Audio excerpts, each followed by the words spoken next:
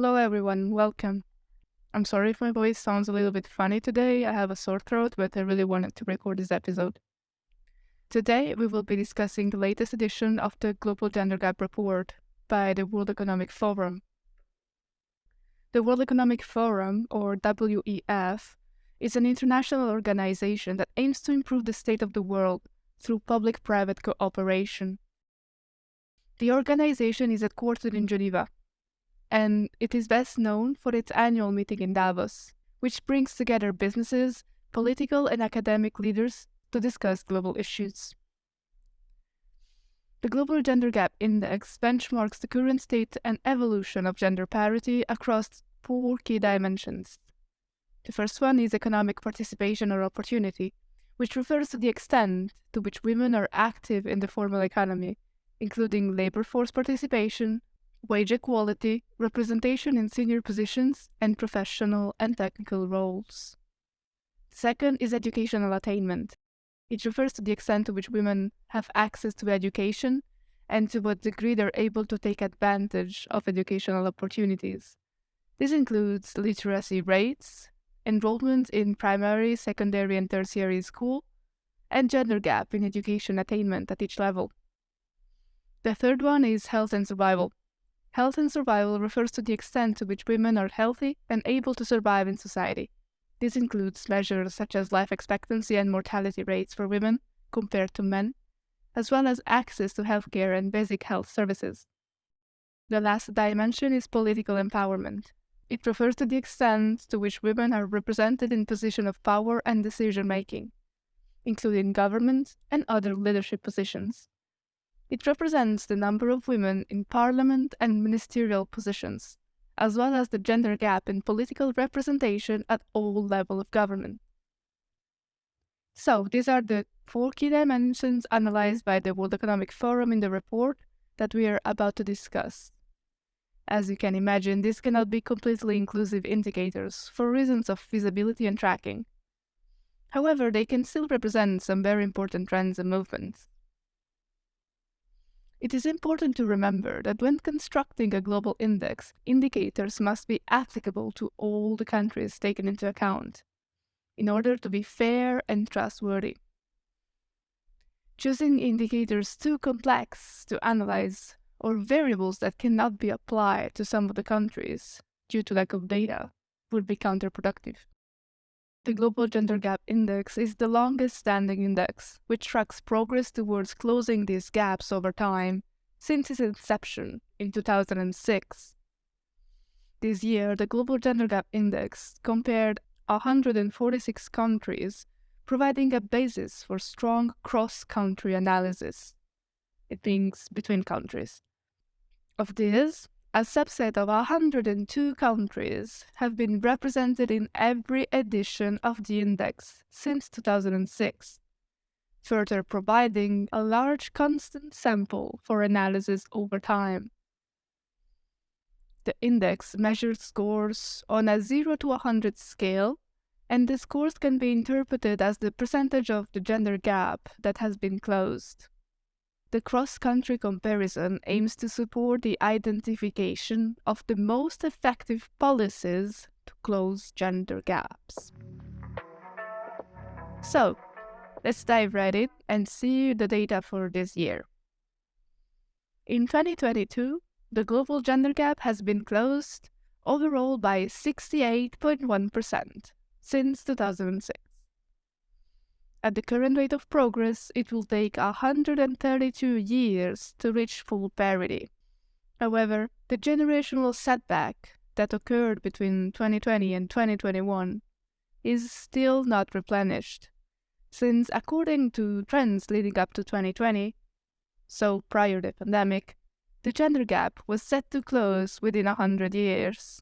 It must be said that this year's 132 years still represents a slight 4-year improvement compared to the 2021 estimate, which was 136 years to parity. Amazingly, the health and survival gender gap has closed by 95.8%, and the educational attainment by 94.4%. Closing the health and survival gender gap by 95.8 is a remarkable achievement, which reflects the progress that has been made towards ensuring that women have greater access to healthcare and basic health services. These improvements also suggest that women are living longer, healthier lives than they were in 2006, which is a significant step towards equality. In many countries, women experience significant barriers to accessing healthcare and may face discrimination in receiving treatment for certain health conditions. Closing the gender gap in health outcomes is therefore a critical step towards ensuring that women are able to live healthy, fulfilling lives and participate fully in society. While progress has been made closing the health and survival gender gap, there is still work to be done to ensure that all women have equal access to healthcare. This will require continued investment in healthcare systems, as well as efforts to address social and cultural barriers that may prevent women from accessing the care they need. On the other side, the road is still long for economic participation and opportunity, which is improved by 60.3%, and political empowerment, who was only improved by 22% since 2006. Since political empowerment dimensions assesses the extent to which women are represented in positions, such as government or leaderships, the fact that this dimension has wholly improved by 22% suggests that there is still a significant gap between men and women in terms of political representation and decision-making. This gap has significant implication for policy outcomes, as research has shown that diverse perspectives lead to better decision-making, and policies that are more representative of the needs and interests of all members of society. Closing the gender gap in political empowerment is not just a matter of fairness and equity at this point, but also a matter of improving policy outcomes and creating a better future for all. Let's now take a more geographic look of the improvements that were made. Although no country has yet achieved full gender parity, the top 10 economies have closed at least 80% of their gender gaps, with Iceland 90.8% leading the global ranking. Other Scandinavian countries such as Finland, Norway, and Sweden are featured in the top 5, with additional European countries such as Ireland and Germany who are in the 9th and 10th position respectively. Some possible reasons for their success include a strong commitment to gender equality and policies that support work-life balance, such as parental leave and flexible work arrangements. Additionally, these countries have made significant investments in education and healthcare, which have helped improve women's access to these services. Let me know if you would like an episode about these topics. On the leaderboard, we see some sub-Saharan African countries, such as Rwanda, which is in 6th position with 81.1%, and Namibia in 8th position with 80.0%, along with only one Latin American country, Nicaragua, in 7th position, and one country from East Asia and the Pacific, New Zealand, in 4th position.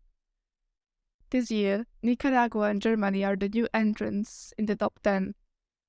However, Lithuania and Switzerland drop out of the top 10 this year, being respectively at the 11th and 13th place. What is surprising to me is how a country like Switzerland, who isn't necessarily going through political or economical distress, can be losing points rather than gaining year by year, as it's shown in the report rankings variation from the previous year. Also, not so fun fact, Switzerland was one of the last Western countries to open to women's suffrage in 1971, compared as, for example, New Zealand, who opened it in 1893. So let's sum up our leaderboard here. First place, Iceland, followed by Finland and Norway. 4th place, New Zealand. 5th place, Sweden. Then Rwanda, Nicaragua, Namibia. And last but not least, Ireland and Germany. On this topic, I would like to tell you a nice history fact about Iceland. and on the possible reasons of its dominant position in closing the gender gaps.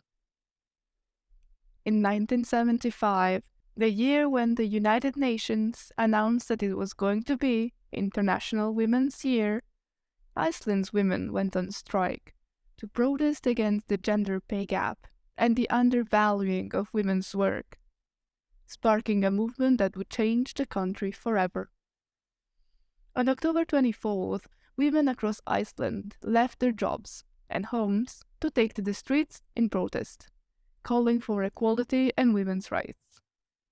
The strike, which became known as Women's Day Off, was an historic moment in the fight for gender equality. This name came as they thought that this term was more pleasant and would be more effective in engaging the masses, as well as some women could have been fired for going on a strike, but could not be denied a day off.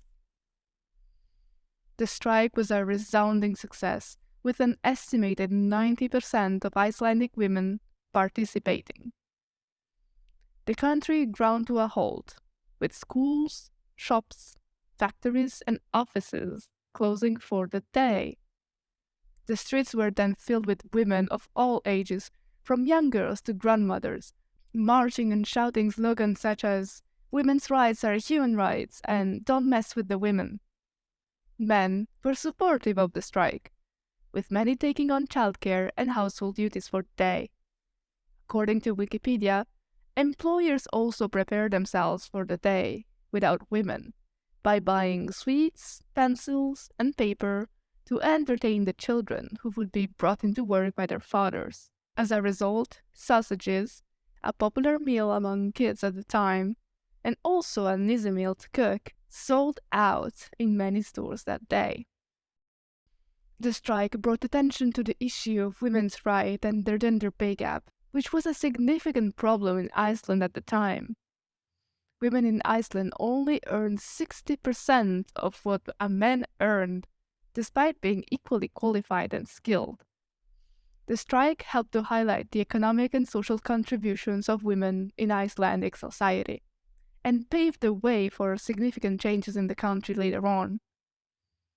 The day off had a lasting impact and became known colloquially as the Long Friday.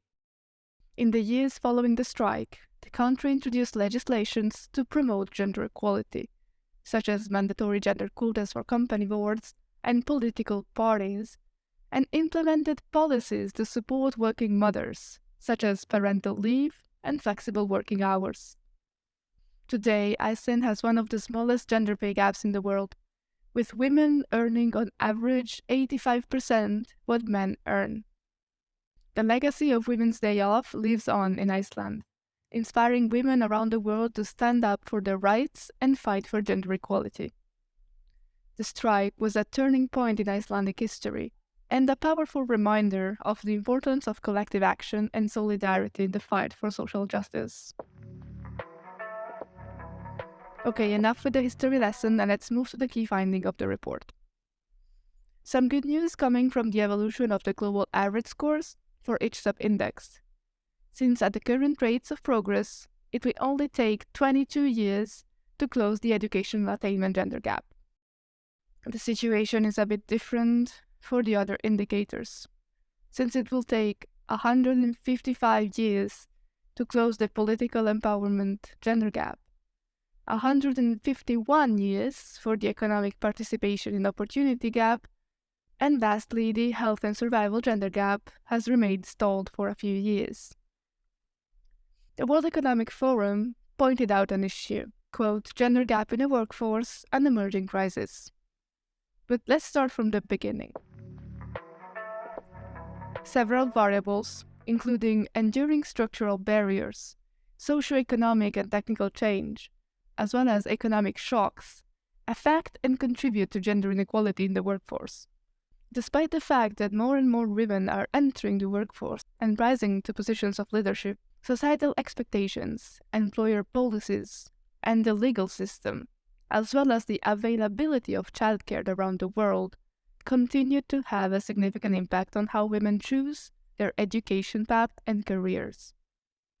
The 2008 global crisis has led to a decade of austerity measures that limited government spending on social infrastructures, such as healthcare, education, and social services.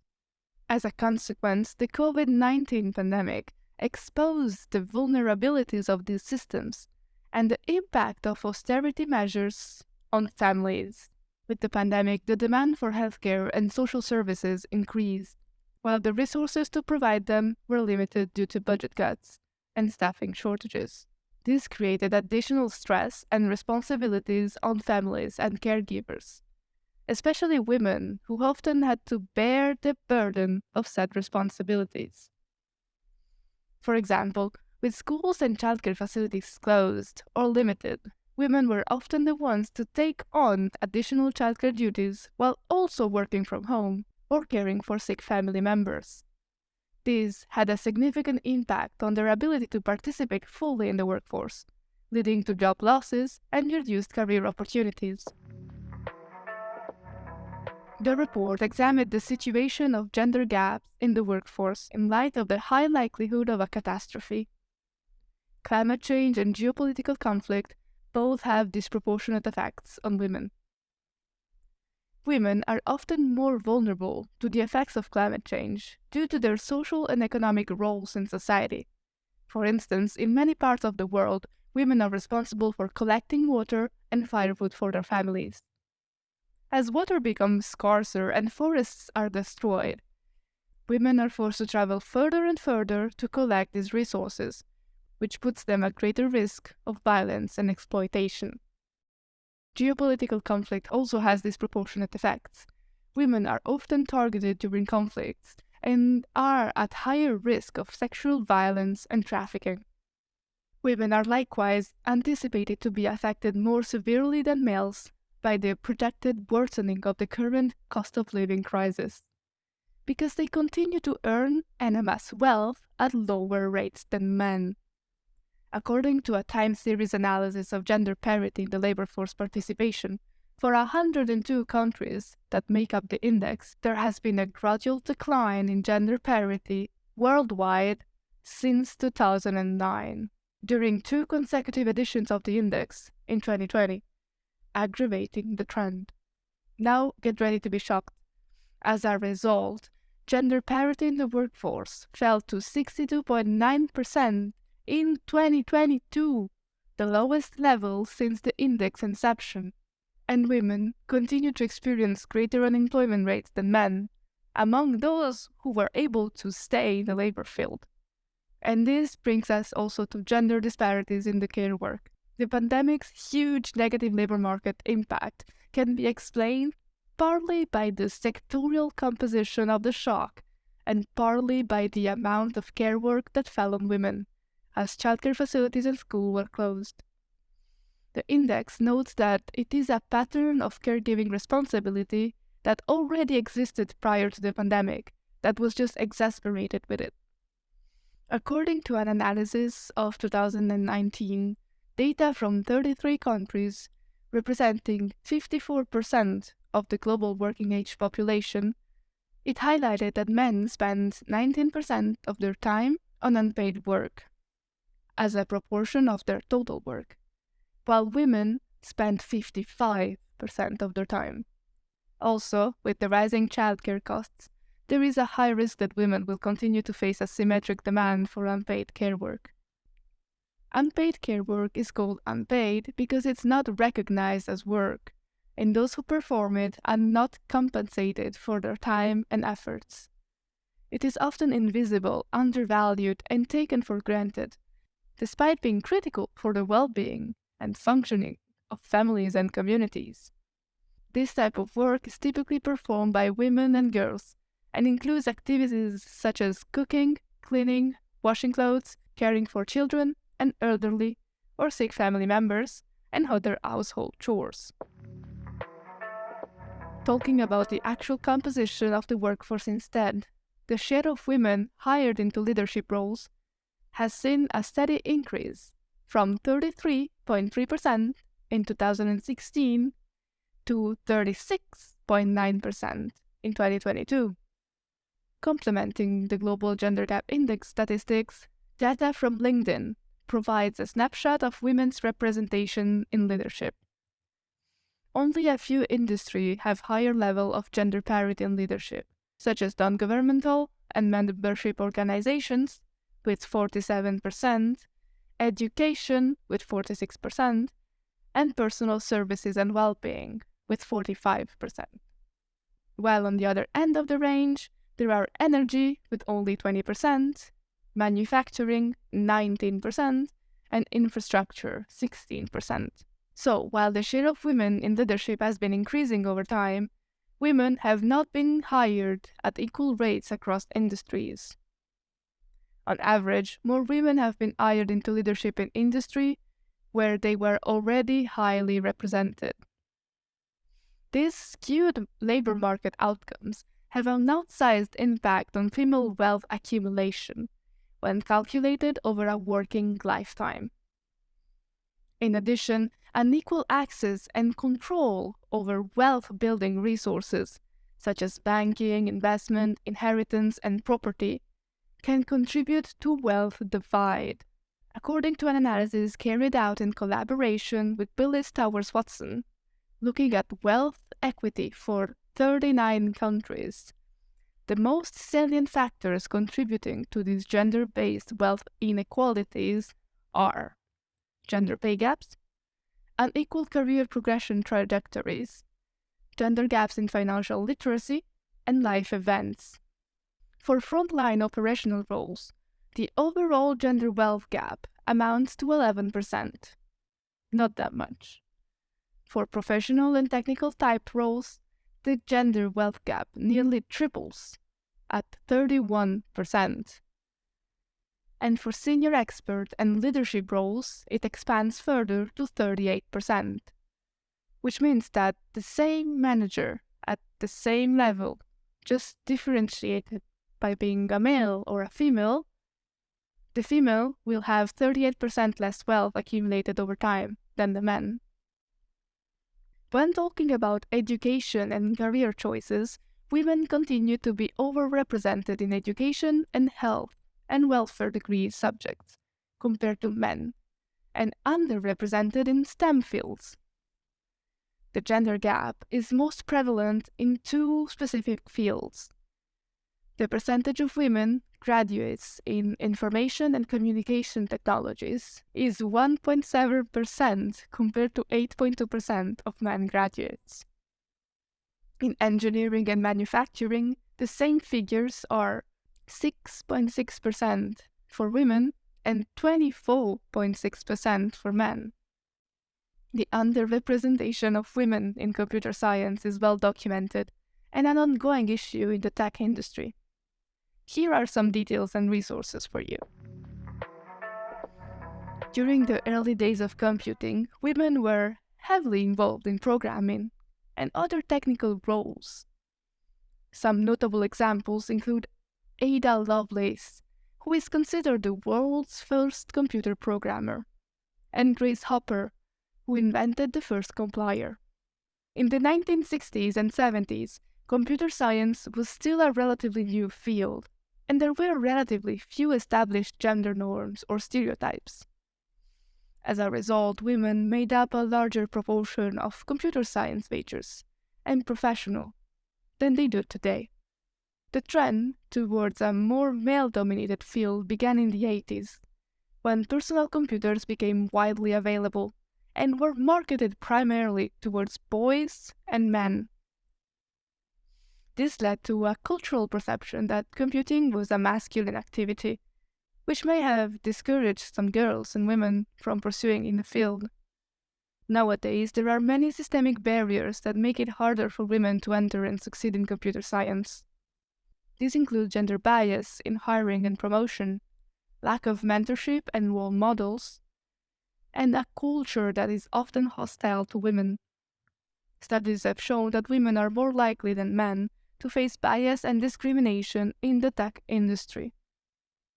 For example, a 2018 survey found that 45% of women in tech reported experiencing gender bias at work. Women who do enter the field are also more likely to face challenges in terms of retention and career advancement. For example, women are more likely than men to leave tech jobs mid-career and are less likely to be promoted to leadership roles. There are many initiatives underway to increase diversity and equity in computer science, such as creating programs to encourage more women and girls to pursue tech careers, addressing bias and discrimination in the workplace, and starting initiatives to create more inclusive cultures within tech companies and universities. One example of a successful initiative is Girls Who Code, which aims to close the gender gap in tech by providing coding education and mentorship to young women. Since its launch in 2012, the program has reached more than 300,000 girls across the United States. Many tech companies have also made public commitments to improving diversity and inclusion in their workforce. For example, in 2020, Google announced a $10 million commitment to support racial and gender equality in computer science education. While gender segmentation in degree choices continue in traditional education, data from Coursera in this year's report finds that more women than ever are skilling, reskilling, and upskilling online. Furthermore, gender gaps are substantially smaller in online enrollment than in traditional education. However, enrollment behavior shows that men's and women's skilling preferences still respond to traditional patterns, creating skilling gender gaps for both men and women. So let's summarize what we discussed in this episode. Closing the health and survival gender gap by 95% is a remarkable achievement, which reflects the progress that has been made towards ensuring that all women have great access to healthcare and basic health services. The situation is different for other indicators, since it will take 155 years to close the political empowerment gender gap, 151 years for the economic participation and opportunity gender gap, whereas the health and survival gender gap remains undefined because its progress has stalled. We see some sub-Saharan African countries on the parity board, such as Rwanda in 6th position and Namibia in 8th position, along with only one Latin American country, Nicaragua, in 7th. For example, during the pandemic, with schools and childcare facilities closed or limited, women were the ones to take on additional childcare duties, while also working from home or caring for sick family members.